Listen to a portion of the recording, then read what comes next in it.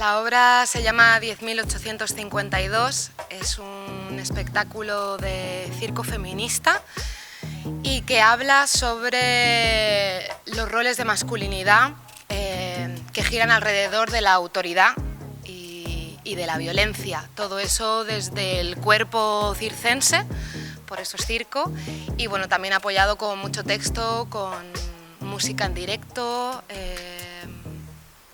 Eso es un poco la obra.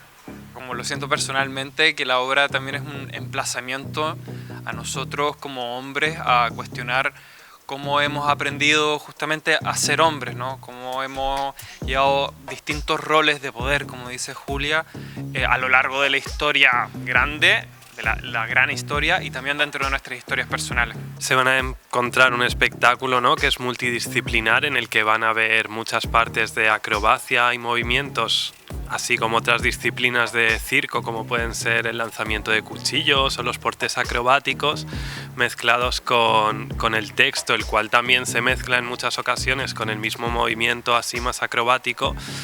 Y también hay mucha música en directo, ¿no? Hay poesía, hay un poco de todo.